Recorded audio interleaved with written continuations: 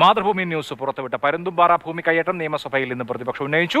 കയ്യേറ്റക്കാർക്കെതിരെ കേസെടുക്കാൻ സർക്കാർ തയ്യാറാകുന്നില്ല എന്ന് പ്രതിപക്ഷ നേതാവ് വി.ഡി. സതീശൻ കുറ്റപ്പെടുത്തി. വ്യക്തമായ ഗൂഢാലോചനയാണ് ഈ കയ്യേറ്റത്തിന്റെ പുറകിൽ നടന്നത്. അതിന് നേതൃത്വം നൽകിയതാവട്ടെ ഇടുക്കിയിലെ ഒരു ഉയർന്ന റവന്യൂ ഉദ്യോഗസ്ഥൻ. അങ്ങയുടെ കയ്യിൽ കിട്ടിയൊരു അപേക്ഷ അങ്ങ് പരിശോധിക്കാൻ വേണ്ടി ആരുടെ കയ്യിൽ അപേക്ഷ?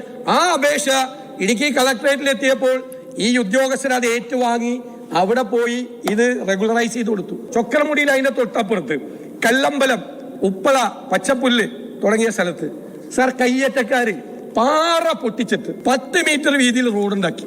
സാർ അതാണോ പാറ? അല്ലെ അത് കണ്ടിട്ട് അനങ്ങാതിരിക്കുന്ന ഈ സർക്കാരാണോ അനങ്ങാ പാറ? ഏതാ പാറയെന്ന് എനിക്ക് സംശയം. ഇതുവരെ ഒരു നടപടി എടുക്കാൻ പറ്റില്ല. ഞാൻ അങ്ങേ കുറ്റപ്പെടുത്തില്ല, അങ്ങേക്കറിയാം. പക്ഷെ രാഷ്ട്രീയ സമ്മർദ്ദമാണ്. ഇതില്ലാന്ന് നിഷേധിക്കാൻ പറ്റുമോ? ഞാൻ ഈ പറഞ്ഞത് ഈ ഭൂമി കയ്യേറിയിട്ട് ഒരു നടപടിയും സ്വീകരിക്കാതെ ഈ ഭൂമി കയ്യേറ്റക്കാരുടെ കയ്യിലിരിക്കുക.